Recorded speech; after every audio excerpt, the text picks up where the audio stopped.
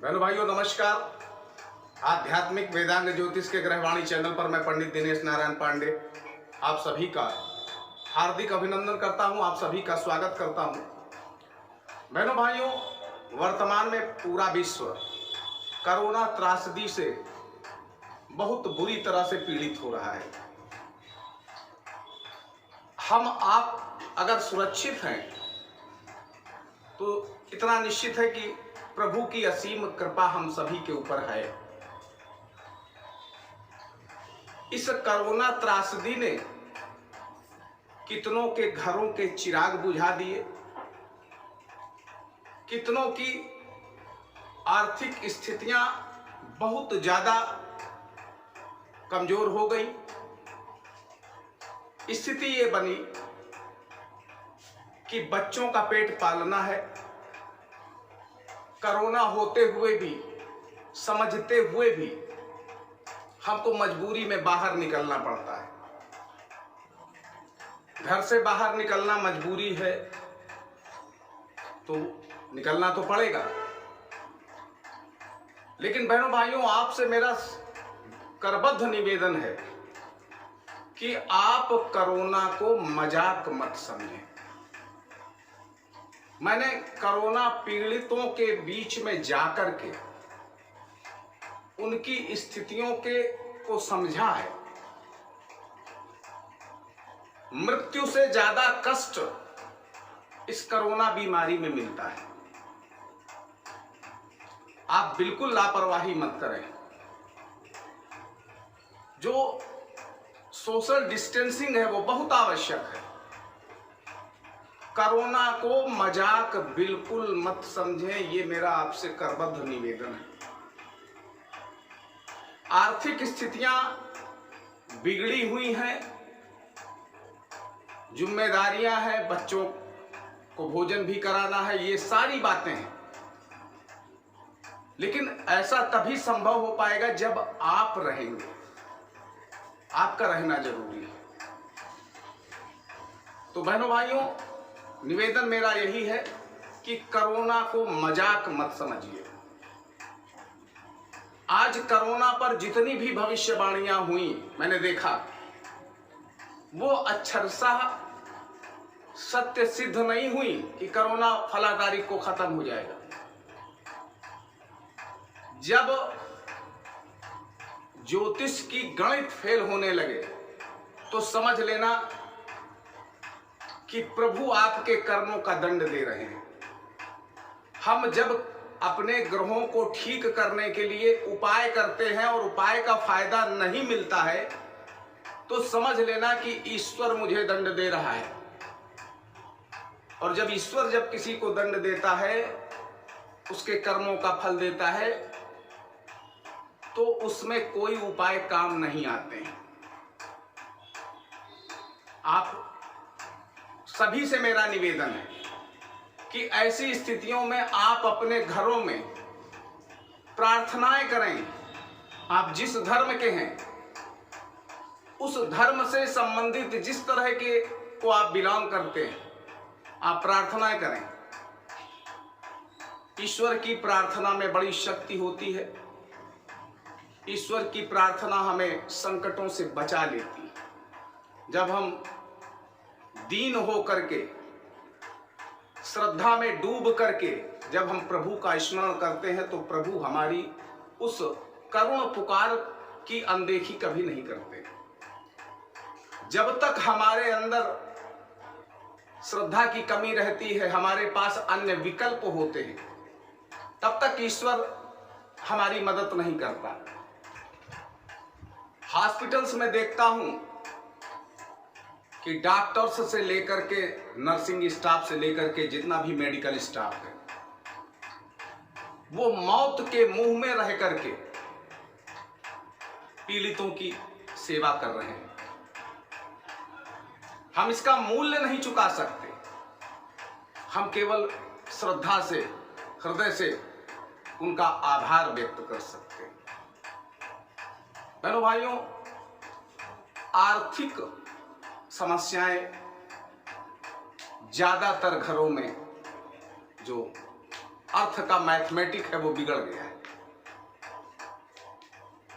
इस वीडियो में अपनी माताओं बहनों को 3 प्रयोग बताऊंगा। उन प्रयोगों से ईश्वर की कृपा भी मिलेगी, घर की नकारात्मकता भी दूर होगी,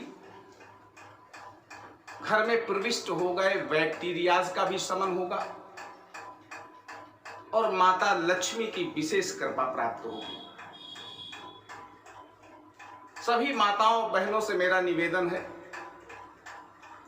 कि नहा धोकर के सुबह और शाम, प्रातः काल और सायंकाल आप अपने घर के मुख्य द्वार पर सरसों के तेल का दीपक जलाएं। आप नित्य पूजन जो करती हैं, उस नित्य पूजन में जिस लोटे में आप पूजन का जल लेती हैं, उसमें हल्दी डाल लें और उस हल्दी मिश्रित जल से भगवान का पूजन करें और पूजन के उपरांत उस हल्दी मिश्रित जल को किसी पुष्प के माध्यम से, अगर आपके पास गेंदा जैसा पीला पुष्प आता है पूजन के लिए, आप नित्य मंगाते हैं, तो पूजन के उपरांत उस जल को आप अपने घर में छिड़कें और बाकी जो शेष जल है उसको केले के वृक्ष में या तुलसी के वृक्ष में डाल दें, तुलसी के पौधे में डाल दें। ये जितने भी प्रयोग हैं, इनसे आपकी आर्थिक स्थितियां सुधरती हैं। अगर आप रेगुलर करते हैं तो महीने 1.5 महीने के बाद आपके इस तरह के जो उपक्रम किए जाते हैं उनका फल मिलना स्पष्टतः दिखाई देने लग जाता है। तीसरी बात बताता हूं। तीसरा उपाय क्या करना है? सुबह और शाम दोनों समय आप कपूर जला लें किसी पात्र में और उसमें गूगल डाल दें। गुग्गुल आता है, आप किसी परचून की दुकान से चली जाएंगी तो आप कहेंगी गुग्गुल दे दीजिए, तो आप गुग्गुल ले लीजिए और थोड़ा सा लुबान ले लीजिए किराने की दुकान से या पूजा पाठ का जो सामान बेचते हैं उनके यहां से, और उस जलते हुए कपूर में उसको डाल करके सुबह और शाम दोनों समय उस जलते हुए कपूर को गुग्गुल और लोबान के साथ लेकर के पूरे घर में, जहां भी आप घर का जो भी कोना है सब तरफ आप उसको घुमा दें।